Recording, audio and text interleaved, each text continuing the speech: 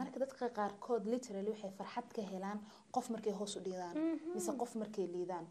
marka farxad bay ka helaan marka adoo iyagoo maalinta ma aragta iska socoto adaa lagu arkayaa وحن مس الشيء بيكون دحين أوجهين ما عرفت إنه كجلا إنك حمانيسي يعني وحي إنه أد وحماية درينسيني لكن أنا قصان أنا بحاول هلا ضد بقول هاي سمير شوي واستقالين هاي شيء وقديم دعينينا سمير ولا شواي قبل أنه وكوين تاعي شيء عمل بفهمت لكن سمير إلهي بقى أقسم قلوب تاد وحكو جري سيدا وقح ما تحل قاس وحد يكرت هبينا بدن أو هود الآن إن تسي أو أنا قدرتي هود الآن أدو يكرت مركا there's no way صدق دقيقة عم هل دقيقة أرنتاني تحلو هذه هذه soo dhawaada xilqadii labaad oo hirasho maanta aniga iyo walaashay Suhayba waxa inay wadnaa topic ah qoyska sumaysan mise qoyska xun mise qof kamid qoyskaada xumaada mise sun ahaado marka sidee loo la macaamili karaa maxaa sidee ku ogaan kartaa maxaa ka qaban kartaa waxa la aslan baan u gudgaleynaa waxa soo dhaweynaa walaashay Suhayba soo dhawaasayba waa mahadsantahay Samiira asxaabta adinkan aad iyo aad idin soo dhaweynayna horta markaan ka hadlayno qoyska qof ka mid ah oo mataqaana sumaysan ama qof xun ah ma aragno dun xun ma garanaysa kulli waxa umaleynaa waa la arkaa marka qoyska dadka waxaan rabnaa laakiin inaysan u qaadanin sida ma arkino inuu qof ma arkino kula dhasho kale yahay ama hooyada aabahay kale laakiin qoyska marka loo family waa balaaran yahay oo waxa soo galay dad aad iyo aad u tiro badan oo ehli qaraabo ahtiin marka laga hadlayo qofkaas sumaysan Samiiro waxa is leeyahay maxaa laga wadaa macnaheeda yani maxaa way waa qof ceen ka ah ama sidee ku garan kartaa Samiiro qofka wala horta waxa jiraan astaamo fara badan oo lagu garto qofka haduu sumaysan yahay mise qofka haduu yahay qof ma aragtay fiicnayn oo xun basic word hadii la isticmaalo qof xun yahay waxa jirta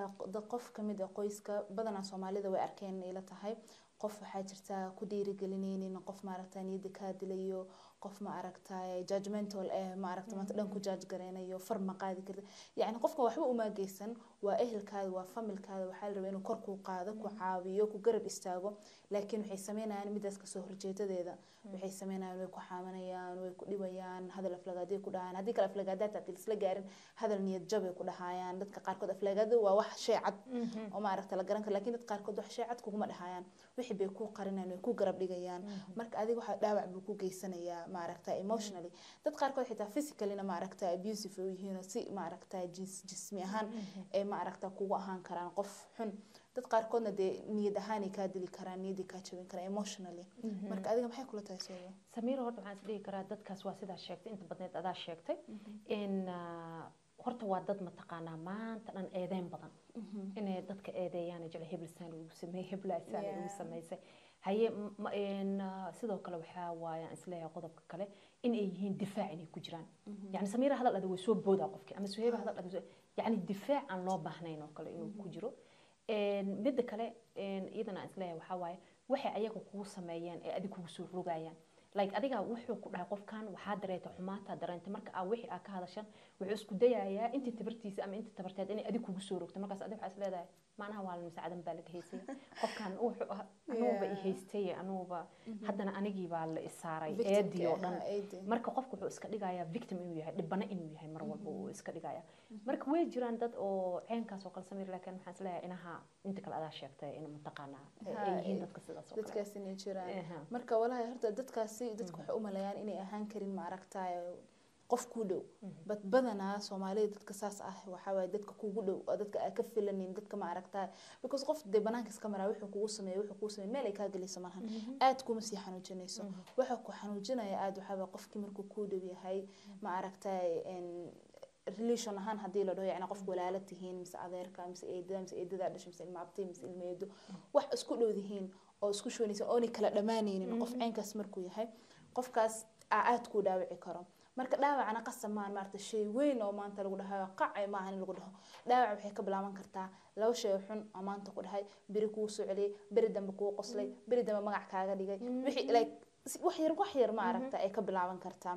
marka dadkaasna way far badan yihiin Ingiriiska waxa lagu dhahaa narcissistic people dad waxa jiraan ma aragtay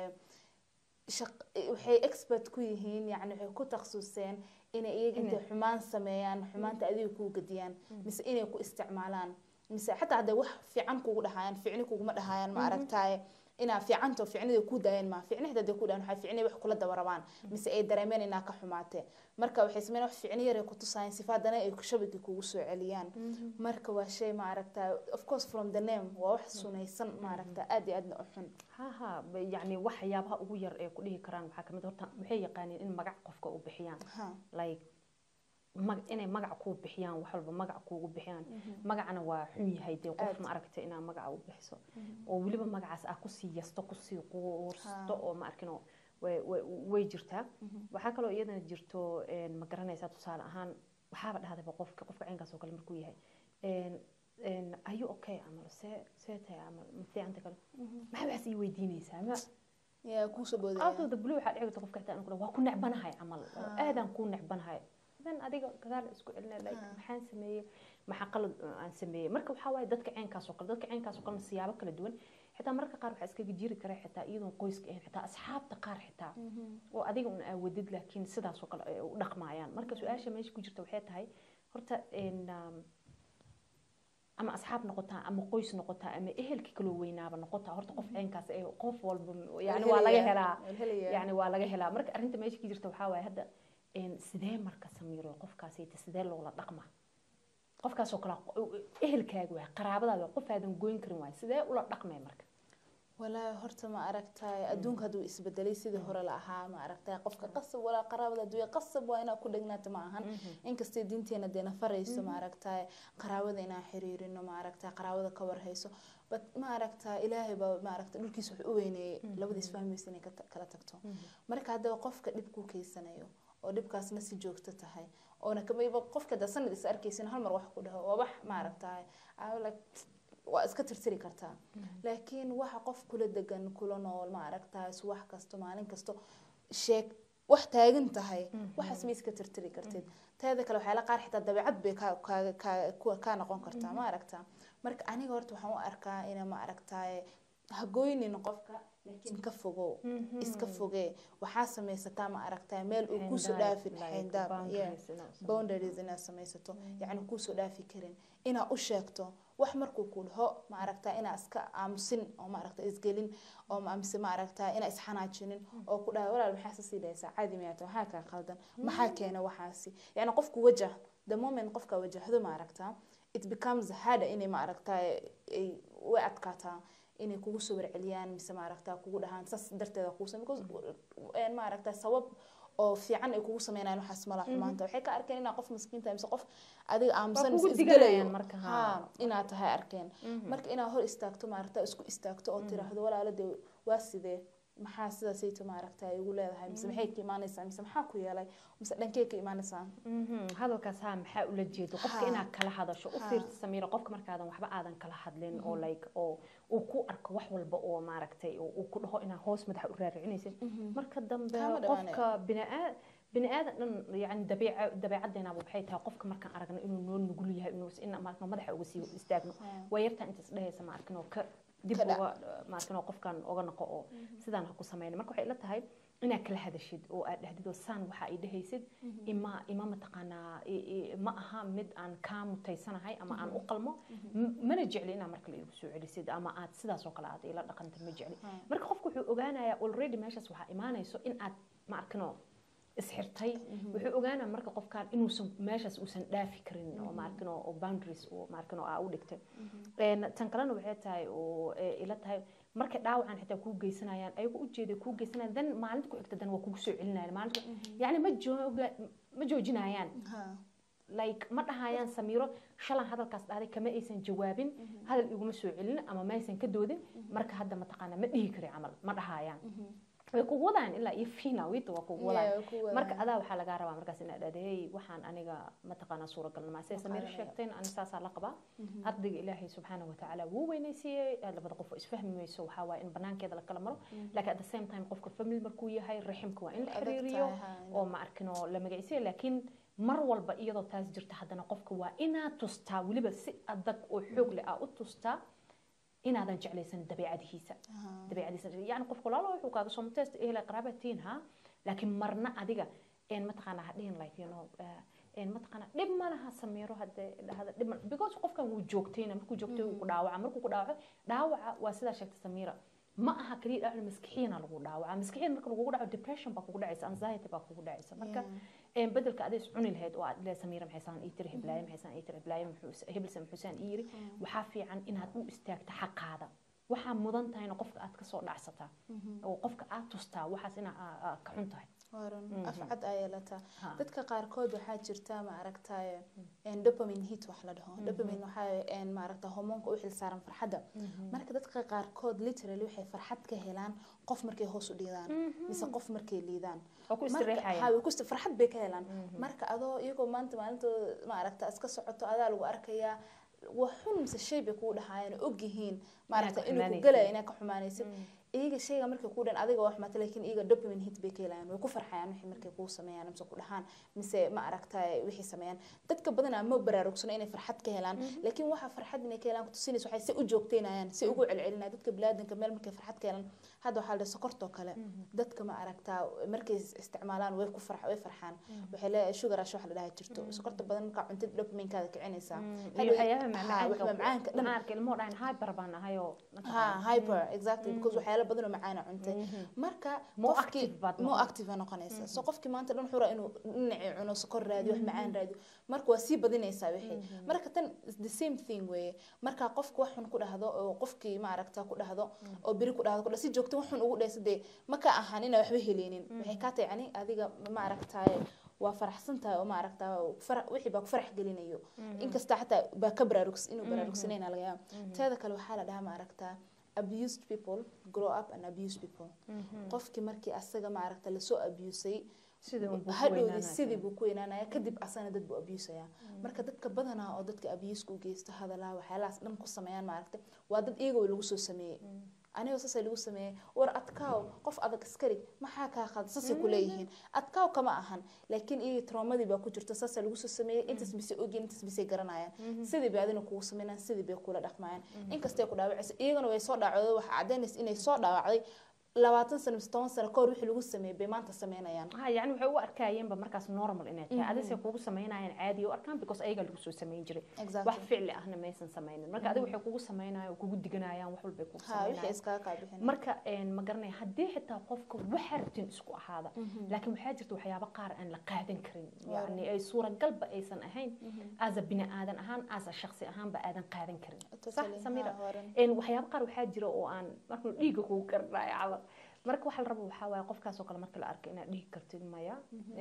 waxaan ma aha waxay anfacay oo mana dul qaadan karin ogoona waxay ka imaan kartaa dhinac walba ma aha oo kaliya qofku la dhashay ma aha oo kaliya qof yani dhinac walbo adiga qof xiriirka la dhaxeeyo ay ka imaan kartaa sidoo kale Samiira waxaan isleeyahay iyadoo taas ay jirto waa u soo laabanayna horta bal macallin Fartuun yaan wax yar ma arkin oo dhageysanayna oo aan weydiinay diinta waxa ay ka qabto dadka caynkaas oo kale waliba rixinkaaga ah waxa aad ku sameyn karto qofka caynkaas oo kale inta ah oo dhibka badan hadana rixin kula oo ka hareynin see loola tacaamulo i'tazil ma yu'dik waa laga fogaadaa fariinka loo gaabiyaa oo sababta Umar bin Khattab wixii ku dhibay ka fogow shakhsigaas oo kale inta adigu qaal ku galan waxbuu ka fashilinaya hadana rixina tihiin oo ama qaraaba tihiin ama ehel ku sakeey waa laga sikadaa i'tazil ma yu'dik taas loo waa ka sig waxa quraanka waa cabir waa hajurhum hajar adoo nabad gelinayso oo dhibaato u geysanaynin waad ka sikanaysaa hadduu caawin kaaga badan looshi la waxaad ku caawin kartaa ku taraysaa laakiin daa'iman shakhsiga xun ee dhibka badan walow rixinkaada hoosana ha ahaadee inaad ka sikato iyo mudan yahay qofkaas way mahadsantahay macallin Fartuun maasha Allah sidoo kale Samiira hadaaya maadaama aan sii wadnay haddii aan halkii aan kasii anbaqaado sidoo kale sida hadda adiga ka dhawaajiso kale oo ahayd qofka dhibkaas in lagu soo sameeyaa dhici karta marka qaar anaga oo dareemayna inuu qofkan xumaynayo oo dib noo geysna haddana rabna in aan mataqaana xuduud aan u yeelno qofkan ya haddana waxa loo baahan yahay sidoo kale in aan fiirno halka uu qofkan ka imaanayo oo aan isweydiino heblaayo ama hebel muxuu saas u leeyahay maxaa ku dhacay yani inaan raadino waxa sababay qofkan inuu caynkan noqdo marka waxa waaye maxaa la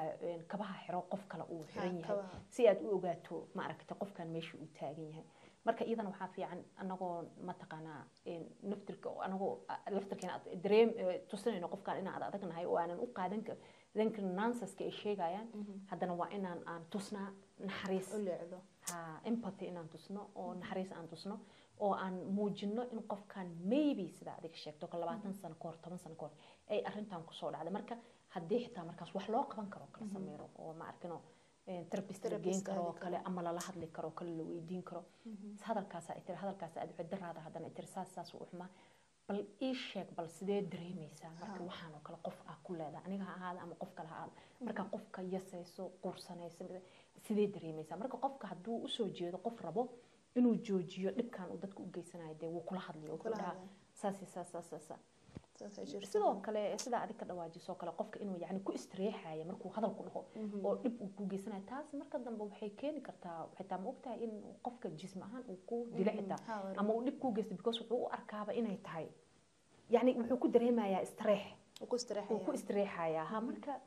amse stress ku iskaga bixinaya iyada laftirkeeda marka dhibaatadeeda leedahay marka haddii aadan hadda jooji dhihin waxaa dhici karta in meel xun hadhow arrinta gaarto waxba laga qaban waayo adigana dhibaato ay kusoo gaartay walahi waa run saas way tahay horta wax kaloo jira waxaa weeye maaragta waxaa dhahnaa dadka saas marmarka qaarkood annagiiba dadka saas marka wax markaas sameynaysa mise wax ogaatid wax saas la dhaha jiro talow saas ma ligu sameeyey bisa ka fikir waxa ka fikirta tolo ana saas qof miyaan ku sameeyay aniga ma sameeyaa saas qof maan ku sameeyaa hadaa darintid inaad sameeysid inaad ka fikirtid marta maxay sababta uu sameeyo bal hadalkii ku noqotid teeda kale waxaa jirta ma aragta behavior dadka si u dhaqmaan dhaqanka dadka waxaa jirta waxaa la dhahay qofka dhaqankiisa waxaa weey wax joogteen pattern weey qofka hadaa aragtid wax inuu joogteenayo wax inay pattern daasho la sameeyo daraad sameeyo saan sameeye fiicni ha ahaato xumaan ha ahaato labadaba midkay rabtaato laakiin waxa wax joogteen haday tahay waxaas waa wax serious wax ay iska qosli kartid maarta anaga Soomaali baan nahay oo waa kaftana waxyaalo badan baa lisdhaa waxyaalo badan iskuma qabto waa laga sii socdaa waxas ma qabna ma aragta adoo yar baa waxyaalo badan lagu soo dhahayo way jirtaa hooyada aabaa waxay la qaar ku dhahayaan oo laakiin xumaan ka ahayn oo ku jecel oo ma aragta wax walba laakiin waxa u fiirsan kartaa qofkan inuu toxic yahay iyo inuu ka tahay ma aragtaa kaftan qofkii wixii sidoo u joogteynaya maalin kasta ku dhaay maanta mid gareysan bari waxa laga adiga markii lagu dhacaata tahay soo buurinta markii lagu dhaay inaa qofka ka danqato qofkan the moment uu arko inaa ka danqatay waxa sayto markuu arko inuu ku soo celina markuu ku arko ku dhahay caato waa ka sii dareysaa hay caato buuti markasto de literally and it's tough ma aragtaa ina feelingkaas yani dareenkaas kan imagine qof markuu ku dhaho caatos yani adana isgalaysid hal mar waxa dhahay motorka baa amal jirka ay ku shaqeeyay hal mar ma arkin oo ashib dhahay oo ma arkin oo isgalaysa marka midda kale waxa adiga aadan rabin in lagu dhaho qof kale ha ku dhayn yani mar walba ina adiga isweydiisay aniga ma jeclaan lahaa waxa maanta Samiira ku leeyahay maya ina isweydiis midda kale adiga ina isxisaabisid oo adiga isweydiisad like dadka ani ugu wanaagsan mar walba waxaan dhahaa qalad horta waa la galaa Samiiro qof walba qalad uu galaa anagoo dhan qalad waa galayna laakiin markuu qaladka ka dhaco qofka yaqiinsado oo inuu mataqaana dib isugu laabto xitaa ha noqoto xitaa caaw markuu seexdo kale isdhihi kara ma aragtay hadalkaas ma ahayn qofkaas inuu waana ka xumahay oo waliba hadana geesi oo u bareero ama geesiyad oo u bareero ma arkino inay qofka ay wacaan ama ay la kulmaan ma fadhiisan karnaa dhahan ay ku dhahan daraad ama shalay waxaan ku dhahay qalad uu ahaa ma ahayn inaan ku dhaho oo ma taqaanaa si genuine ah oo ma arkino u jeedid oo ma arkino qofkan aad dareemaysa inay tahay ma arkino si wanaagsan uu ku raali gelinayo oo raali gelis yani marka dadkaas u fiicana isla yani adduunka aakhirabaha yani qofka garawsado dadka kale dhibaatada uu ku haayo hadana joojiyo oo ma aragtay exactly ilaahay baa wuxuu dhahay ma aragtaa xaasibo qabla yuxaasibo isxisaabiya intaan la xisaabin soo qofka marka wax u geysanaysid ama saadaawicis mise wax dhehaysid mise waxyaala qaar aad sameynaysid xitaa qasab ma hadal inuu hado action ahaan xitaa u tusaysid ma aragtaa si ficil ahaan u tusaysid ma aragtaa waa ina is ogaato bal qofka saasan ku sameey ka war hay waxa sameynayso because maalinta qiyaamo wala weydiinaya qofka maxaa uu sameeyay qofka maxaa u dhaawacay ilaahay ma jeclo qofka kale ma aragtaa dhaawacayo qofka qof muslimiinta kale ma aragtaa dhibaato ku furaayo qof muslimiinta kale insecurities ku furaayo ma aragtaa ilaahay ma jeclo maalinta qiyaamo wala weydiinaya way ku qoran tahay ku xisaabsan tahay midaasi nabi sallallahu alayhi wasallam xitaa waa tuu dhaay ma aragtaa نقول قيرا أو فصمت وح قيرا كوهذا الوح في عن شيء هذيك الاسك عامس أفكار على جنب ذكر exactly وحده قف قير يكون له كرتو ذو له كرتو قف وناج ها شن إتون وناج وقامر كشن إتون وناج على هالحمانين وقبض marka adoo qofka wanaagiisa maaragtay baraarujin karto oo dhankaas ma aragtaa ka kabi karto oo tusi karto dad qaar xitaa wanaagooda kuma baraarugsano oo tusi karto war heer waxan baa ku fiican tahay ma ogtahay dhihi karto oo meesha jacayl iyo fiicni wanaag ka abuuri karto waaya ma aragtaa dhanka xun xumaatada usoo maraysaa u dooranaysaa oo u rabtaa qofkan inuu xumaato kugu soo xasuusto markuu ku arko uu isgalo hadhow nafta meel ma jirto beri ka maal waa dhiman kartaa qofkii wixii xumaa buu kugu soo xasuusanaya waa dhimatay dee waxaa sanado ka hor samaysay mise cabaar ka hor samaysay qofkii weli wixii way ku taagan tahay waxaasaa ku samaysay qasab ma qofkii inuu ku cafiyo markaa dhimato bay dabeen qasab ma ahan marka diiniyan xitaa haddii laga fikiro ma aragtaa waxaa isdhahaya ma aragtaa qofka inay ma aragtaa la dhaawaco mise wax loo geysto waa shay aad iyo aad u xun iyadoo sidoo kalena meesha waxaa ku jirta noo kala fogaanshaha yani qofka waxaa dhici karto inuu ma aragtay ku masaamaxo oo dhaho qofkan waa cafiye laakiin nafa ma hilmaamayo waxaa ku samaysa hadday tahay wax mataqaanaa oo dhaawac u geysatay marka sidaas oo kale waaye arrimahan marka qofka sidaas oo kale u gashid yani waxaa dhici karta marka loo cafi inuu ku cafiyo liska keen horkeena ilaa family baa leeyahay hebel iyo heblaayeen maxay u shib kala yihiin waxaa dhici karta in dadka isku gana laakiin qofka inuu hilmaamo way ku adag tahay because dhaawac waxaa u geysatay aan caadi aanan ahayn marka adigoo wanaaga arkaysidna horta ma jirto waxaad u raadinaysid ma arkin oo waxa marka dadka marka lagu sameeynayo marka qaar waxaa dareemay moogtahay qofka shima iskaga dhaho like you know dib ma laha isaga u taala ama iyada u taala haday Samiir waa markan ku dhahay amal like